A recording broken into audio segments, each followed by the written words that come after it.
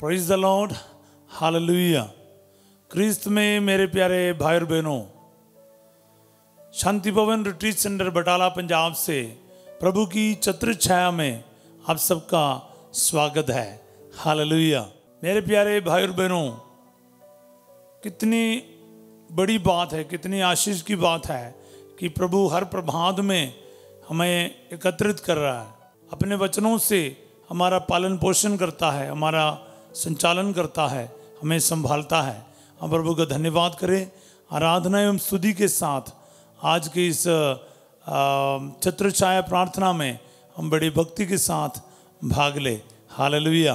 आज हमें प्रभु वचन दिया है मत्ती का सुसमाचार अध्याय 4 पद संख्या 4, मैथ्यू चैप्टर 4 वर्स 4। ईसा ने उत्तर दिया, लिखा है, मनुष्य रोटी से ही नहीं जीता है, वह ईश्वर के मुख से निकलने वाले हर एक शब्द से जीता है। ये आपके लिए बहुत फेमिलियर वर्ड होगा, हम सब जानते हैं इस वचन को, इसका जो बैकग्राउंड भी आप जानते हैं। हालेलुया। हम पढ़ते हैं मत्ती का अध्याय 4 का 2 से। ईसा 40 दिन और 40 रात उपवास करते रहे। इसके बाद उन्हें भूख लगी। 40 दिन और 40 रात उपवास करते और प्रार्थना करते रहे प्रभु। और इन 40 दिनों के बाद उसको भूख लगी और परीक्षक ने पास आकर उनसे कहा, यदि आप ईश्वर के पुत्र हैं तो ये कह दीजिए कि ये पत्थर रोटियां बन जाएं। प्यारे भाई और बहनों, बहुत करीब से आपको इन वचनों को सुनना चाहिए।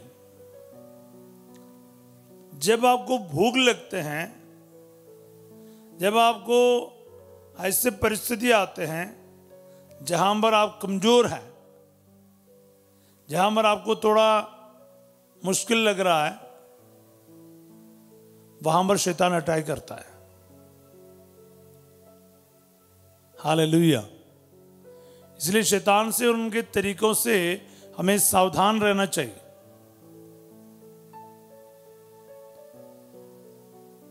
मान लो हमारा चारों तरफ दीवार है, शत्रु कहां फोकस करते हैं? जहां पर पैरा कमजोर है या फिर दीवार टूटा पड़ा है, जहां पर आपके कमजोरी है, यूं समझकर शत्रु हमेशा वार करता है। यीशु मसीह को भूख लगने तक शैतान यीशु के पास आया नहीं। वचन के हिसाब से शैतान अच्छा से पता है ये ईश्वर है और साथ ही साथ इंसान भी है। एक मिनट में अपने इंसान के रूप में, यानी शरीर की कमजोरी को कहीं ना कहीं ये महसूस करेगा, तब मैं वार करूंगा। और उसी के इंतजार में ताक में रहा शैतान। जैसे यीशु को भूख लगी, शैतान उस पर टूट पड़ा। हालेलुया। प्रिय भाई और बहनों, आपके और मेरे जीवन में भी हमें बड़े सावधानी बरतना होगा। जब हम आदमिक रूप से कमजोर रहते हैं, पापों में गिर जाते हैं, कमजोरी में पड़ते हैं, तब शैतान हमारे ऊपर बहुत हमला करता है। सावधान रहिएगा। और अगर आपके अंदर वचन है, आपके पास वचन है, तो फिर आप शैतान का सामना कर पाएंगे। इसलिए सवेरे जब मैं आपसे बात कर रहा हूं, एक बात याद रखिएगा प्यारे भाई और बहनों, हम सबों को ना वचन की जरूरत है। ईश्वर के एक एक वचन की जरूरत है। इसके बगैर आप शैतान का सामना कर नहीं पाएगा। मेरा भी हर सवेरे एक वचन आपके सामने रखने का कारण यह है, वजह यही है कि हम वचन को सीखने का कोशिश करें। क्योंकि बहुत सारे वचन रखेगा, शायद आप सीख नहीं पाएगा, याद करना मुश्किल होगा। इसलिए हम कोशिश करते हैं एक वचन को बार बार बोले, एक बार नहीं, इसका यूज करने का तरीका सीख लीजिए। अनेक बार बोलने से, बार बार बोलने से वो वचन हमारा जिंदगी का हिस्सा बनेगा। जैसे पत्थर को तोड़ने के लिए एक जगह पर बार बार हथौड़ा मारेगा, उसको टूटना ही पड़ेगा। एक निशाना ले लो, वहीं पर मारते रहो।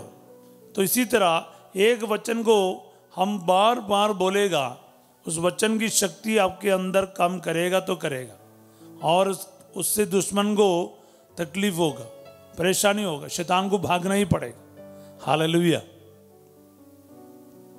यहां पर ध्यान दीजिए, शैतान यीशु मसीह के सामने क्या लेकर आ रहा है? एक दुनिया का तरीका लेकर आ रहा है अपने मिशन को चलाने के लिए। ईश्वर के तरीका के बदले हमेशा अपने एक तरीका लेकर शैतान आ जाते। इस दुनिया की तरीका है, हम कहीं भी जाते आते, चाहे वो ट्रेन में हो, कहीं भी हो, घर बैठते हो, काफी सारे लोगों से मिलते हैं। हमेशा हमारे सामने कुछ ना कुछ तरीकाएं लेके लोग आएगा। ऐसा भी कर सकते हैं, वैसा भी कर सकते हैं, ये भी सही है, वो भी सही है। हम कंफ्यूज हो जाते हैं। शैतान का काम है कंफ्यूज करना, चॉइसेस लेके आना। चुनने के लिए बहुत सारी चीजें हैं। आप चाहे ये भी चुन सकते हैं, ये भी चुन सकते हैं, आप ये भी कर सकते हैं, ये भी कर सकते हैं। देखो, ये कंफ्यूज शैतान करता है। हालेलुया। सो प्यारे भाई और बहनों, हमेशा हमें वचन के साथ, ईश्वर के साथ चलना चाहिए। जब ईश्वर के वचन आपके अंदर है, सही को या ईश्वर के तरीके को चुनने में आपको हिम्मत मिलेगा, शक्ति मिलेगा, सामर्थ्य मिलेगा। क्या है, एक बार फिर मैं आपके लिए पढ़ूंगा। परीक्षक ने 5 आकर उनसे कहा, यदि आप ईश्वर के पुत्र हैं तो कह दीजिए कि ये पत्थर रोटियां बन जाए। बहुत बड़ा सवाल है, ईश्वर के पुत्र है तो, क्योंकि यीशु मसीह का सबसे कमजोर एक वक्त था, भूख लगना। मतलब वो मनुष्य का वो अवस्था को महसूस कर रहा था। उसके बीच में आके बोल रहे कि तुम ईश्वर का पुत्र है क्या? ईश्वर के पुत्र है तो उसका सामर्थ्य को भी इधर इस्तेमाल करो अपने मनुष्य के हालात से बचने के लिए, क्रूस से बचने के लिए, गत्समनी से बचने के लिए, खून बहाने से बचने के लिए। क्या है, आसानी का तरीका अपनाओ। इन पत्थरों को कह दो कि ये रोटियां बन जाए।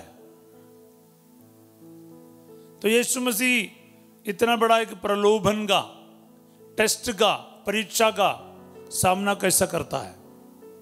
वो कहता है, मनुष्य रोटी से ही नहीं जीता। वचन उनके पास था। हालेलुया। ये वचन हम लोग विधि विवरण ग्रंथ अध्याय 8 पद संख्या 3 में पढ़ते हैं। प्रभु मूसा के द्वारा इस्राएलियों को कहते हैं, ये 40 वर्ष तुम लोगों को मरुभूमि में बिताना इसलिए पड़ा कि ईश्वर ये देखना चाहा कि तुम लोग उसकी बातों को माने या नहीं माने। हालेलुया। मैंने दीन का भावना अपनाने के लिए, ईश्वर के वचनों से चलने के लिए, क्योंकि रोटी से नहीं, जीवन के सुख सुविधाओं से नहीं, इस दुनिया के तौर तरीके से नहीं, ईश्वर के जीवंत वचन से जीने के लिए आपको और मुझे सिखाने के लिए प्रभु हमें ये शिक्षा दे रहा है। हालेलुया। तो प्रिय भाई और बहनों, मैं आपसे ये संक्षिप्त रूप में कहना चाहूँगा, वचन के ऊपर ना भरोसा रखो, वचन सीखने का कोशिश करो। जब आपके पास ईश्वर का वचन है, कितने बड़ी परीक्षा क्यों ना हो, शैतान कितने बड़े समस्याएं लेकर आ रहे हो, आप उसका सामना कर पाएंगे और उसमें जीत कर पाओगे। हालेलुया। इसलिए ये घटना और ये वचन हमें याद दिला रहा है कि दुनिया के तरीके से नहीं, ईश्वर के वचनों से जीना है। ईश्वर का एक तरीका है, ईश्वर चाहता है आप और मैं उसके वचन को दिल में धारण करें, अपने शरीर में धारण करें, अपने जीवन में उसको अप्लाई करें। इसलिए प्रतिदिन हम लोग आपके सामने कुछ वचन रखते हैं और उस वचन को अप्लाई करने के लिए बता रहे हैं। तो जितने भी हमारे साथ जुड़ रहे हैं प्यारे भाई बहनों, पिछले दिनों में मैं बहुत खुश हुआ, इसलिए आप सबों के लिए मैं प्रभु को धन्यवाद करता हूं, क्योंकि मैंने कहा था कि आप लोग थोड़ा रिस्पॉन्स देना है, तो आप लोगों ने बढ़ चढ़कर हमारे साथ ही आए। काफ़ी लोग लाइक और सब्सक्राइब, साथ ही साथ वचन को बड़े रुचि से सुन रहा है। आपके कमेंट सेक्शन से मुझे पता चल रहा है कि आपको सबको धन्यवाद, क्योंकि ये सिर्फ कुछ प्रचार नहीं है, ये हमारी एक छोटी सी कोशिश है आपके साथ मिलकर, हम सब मिलकर प्रभु के वचन को हमारे जीवन में अप्लाई करना है। मुझे वचन की ज़रूरत है, इन वचनों के साथ ही मैं जीवित रह सकता हूँ। प्रभु को हम कह रहे हैं, जब आप इसमें सहयोग देते हैं ना, सचमुच आप इस मिनिस्ट्री में शामिल होते हैं, सचमुच आप प्रभु की संतान बनकर उसके वचन के कदर करने वाले बन जाते हैं। तो हमें अच्छा लगता है कि जब आप हमारे साथ देता है, ये मिशन को आगे बढ़ाने के लिए, ये कार्य को आगे बढ़ाने के लिए हमें भी हिम्मत मिल रहा है। आप सबके सहयोग के लिए बहुत बहुत धन्यवाद। आप इस प्रकार हमारे साथ देते रहिए, हम सब मिलकर प्रभु के जीवित वचन को एक्सपीरियंस करते जाएं, उस पर चले, उसके अकॉर्डिंगली चले, उसके अनुसार चले। तो इसका याद रखिएगा। और दुनिया में शॉर्टकट्स बहुत मिलते हैं, उन शॉर्टकटों के पीछे ना चले, बल्कि ईश्वर के कहे हुए रास्ते पर चलने का, उसके वचनों पर चलने के लिए हम कोशिश करें। तो ये आशीर्वाद का कारण है। मैं वचन के साथ आज प्रार्थना करना चाहूँगा आप सबों के लिए। जीवित यीशु नासरी, आपने अपने परीक्षा के समय जीवित वचन को, बाइबल के वर्सेस को इस्तेमाल किया और आपने ये बताया कि ये कितना ज़रूरी है कि हम लोगों के पास आपका पवित्र वचन है। हे प्रभु जी, आज मैं इस वचन के साथ उन सभी भाई बहनों के लिए प्रार्थना करता हूँ जो जीवन में शैतान के काफ़ी सारे संकटों से फंसा हुआ है। शैतान फंसा के रखा है, घर में झगड़ा, लड़ाई, अशांति है, कोई फैसला कर नहीं पा रहा है ज़िंदगी में, भविष्य में क्या करूं या नहीं करूं फैसला कर नहीं पा रहा है।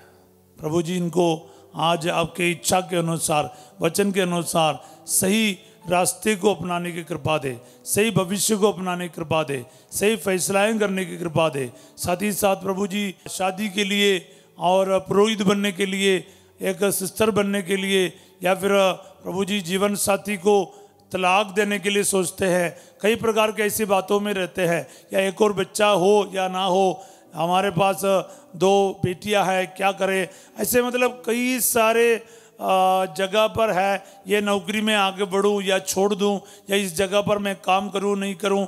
आप कई सारे ऐसे सिचुएशन से स्ट्रगल करते होंगे। आज प्रभु के वचन के साथ प्रार्थना करो प्यारे भाई बहनों, प्रभु आपको है ना सही फैसला करने की कृपा प्रदान करेगा जीवन में। हालेलुया। बाहर जाने की बात हो, घर का निर्माण की बात हो, एक गवर्नमेंट जॉब के लिए अप्लाई करने की बात हो, या आपकी छोटी मोटी कोई सी भी बात हो, घर के परिस्थिति, पड़ोसी के साथ झगड़ा लड़ाई हो, कोर्ट कचहरी की केसेस हो, पुलिस केसेस हो, क्या मैं इसमें आगे बढ़ूं या नहीं बढ़ूं। कई सारे ज़िंदगी के ऐसे परिस्थितियां हैं जहाँ पर आपको एक फ़ैसला करना पड़ता है। तो हमेशा याद रखिएगा, आपके पास वचन हो, ईश्वर का वचन हो, और वचन क्या है, आपको सही और गलत का प्रभु पहचान देगा।